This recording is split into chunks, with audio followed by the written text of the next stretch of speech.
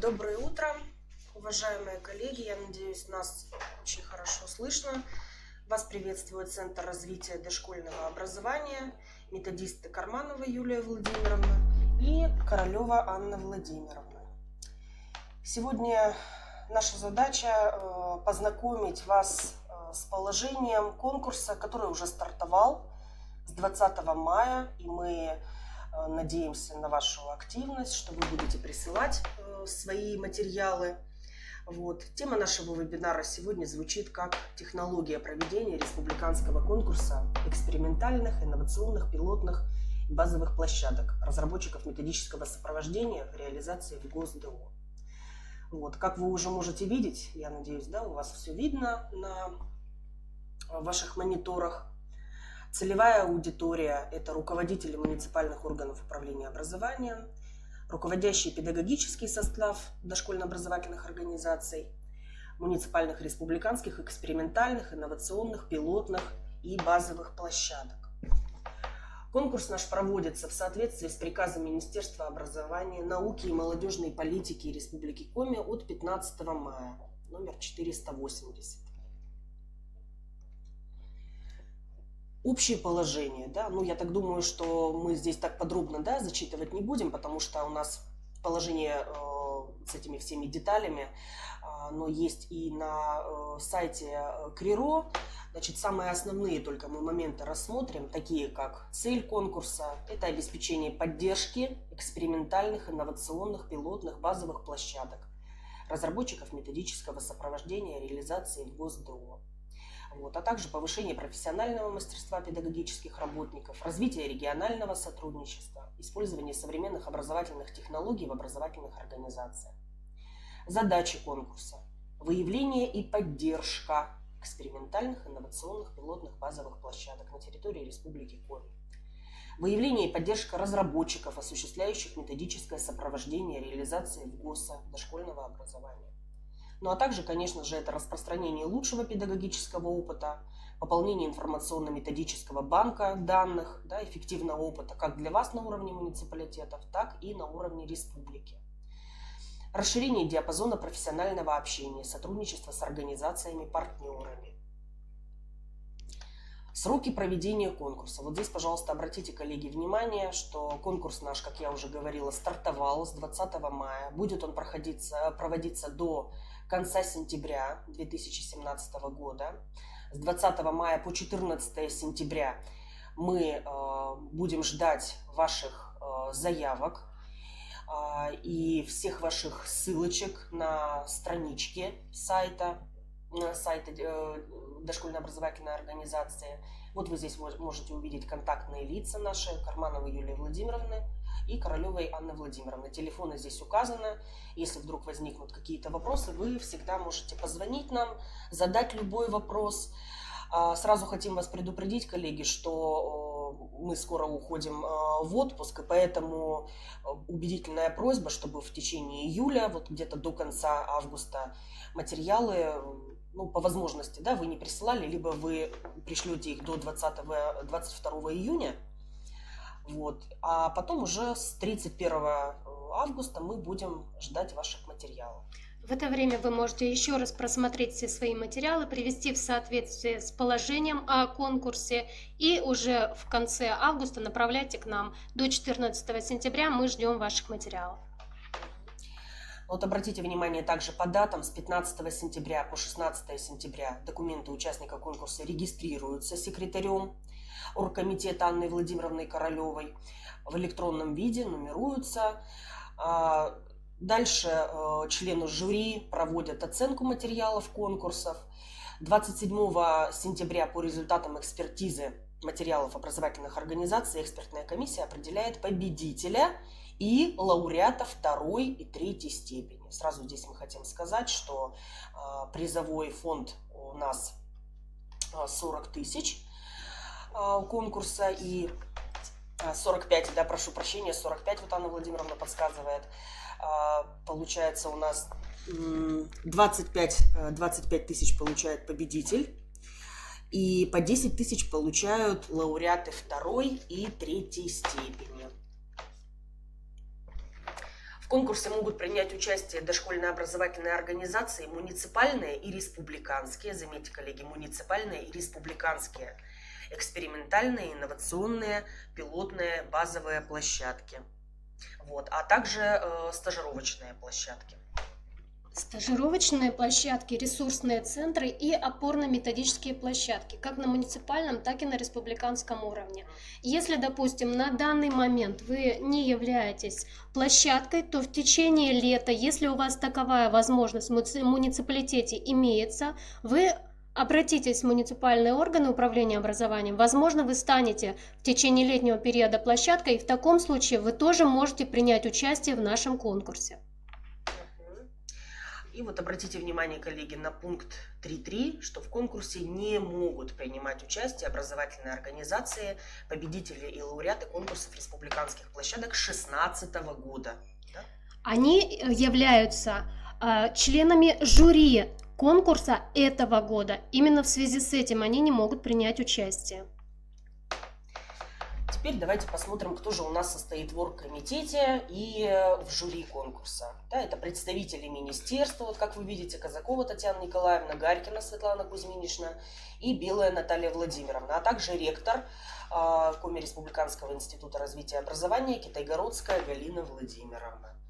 Состав жюри конкурса – это Карманова Юлия Владимировна, председатель, Хабарова Татьяна Валерьяновна, Герасимова Марина Петровна, Гойман Наталья Ефимовна, Калашникова Татьяна Карловна, это у нас представители Ухты, 40-й детский сад. Гойман Наталья Ефимовна, это представитель 106-го детского сада Сыктывкара. Цверко Юлия Владимировна, представитель Воркуты, 33-й детский сад Светлячок. Далее у нас идут представители СГУ имени Петерима Сорокина, это Сибиркина Елена Николаевна, Головатова Агата Юрьевна и секретарь жюри, это Королева Анна Владимировна, методист Центра развития дошкольного образования. Значит, вот здесь теперь, коллеги, мы рассмотрим с вами пункт 6, тоже очень важный, который нам расскажет о порядке проведения конкурса. Конкурс проводится заочно, как вы уже поняли. Образовательная организация должна создать на своем официальном сайте вкладочку, страничку, раздел. Здесь как вам будет удобно и как технические возможности, да, вам позволят. Материалы, в которых содержится описание инновационного опыта, накопленного в ходе работы в качестве муниципальной или республиканской экспериментальной площадки, базовой, пилотной. Также презентация о результатах деятельности и какие-то ваши дополнительные материалы, которые вы посчитаете необходимым вложить.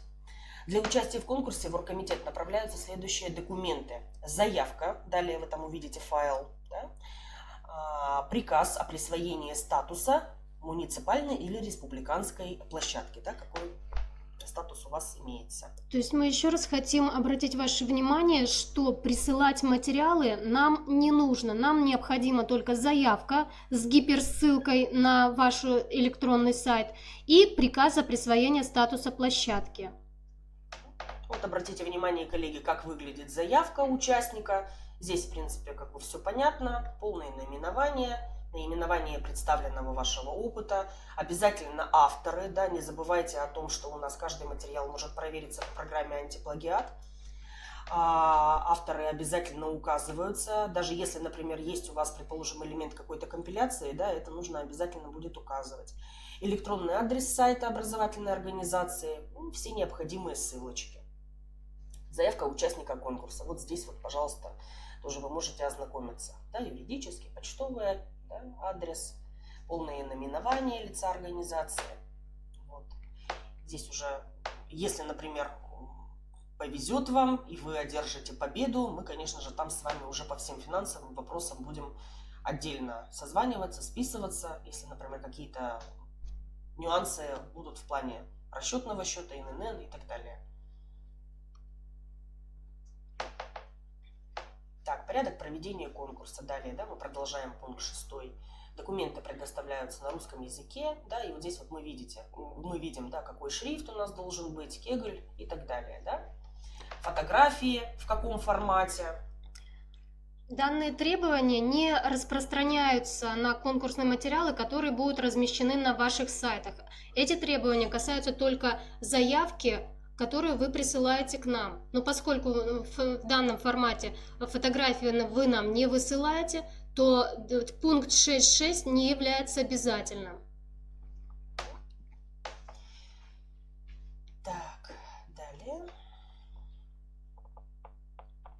По каждому конкурсному материалу члены экспертной комиссии проводят экспертизу по критериям. Вот здесь вот нужно вот остановиться нам будет подробно, да, коллеги, обратите внимание, что каждый материал мы будем оценивать по следующим критериям. То есть авторская идея методических ваших материалов, да, то есть если это действительно ваш уникальный какой-то разработанный опыт, действительно прослеживается, да, и новизна, и ваше авторство, конечно, это нужно будет отразить. Да? Вот как раз вот пункт 2, он, в принципе, об этом же говорит, да, что прослеживается именно новизна в представленных материалах.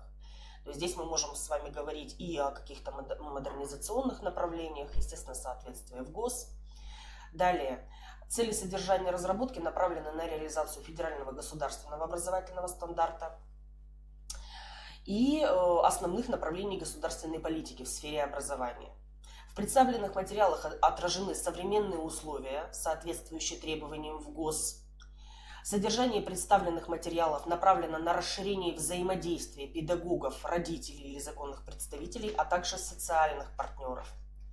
Предлагаемые материалы соответствуют требованиям технологичности, разработанности. Да, то есть вот здесь мы можем сказать про проработанность содержания методических материалов. Да, то есть должна быть очень четкая система, алгоритм, технология. Да.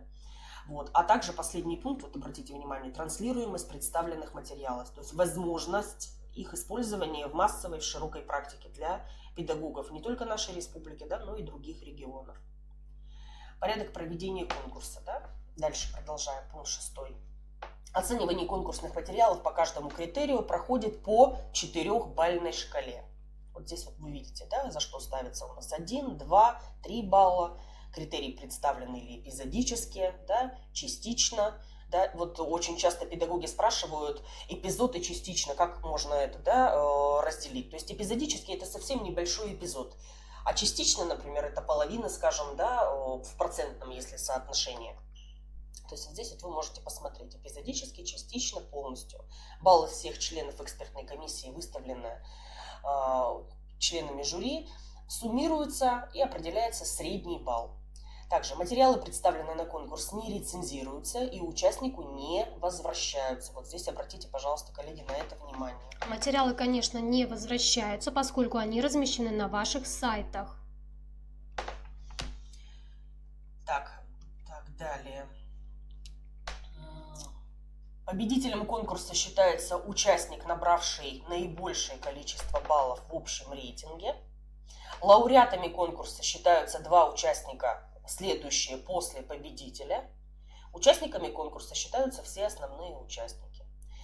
По итогам конкурса в течение 5 рабочих дней после утверждения оргкомитетов итогов издается приказ, да, тоже известная такая процедура, да, всем вам известная, и потом мы уже оповещаем вместе с министерством победителей и участников.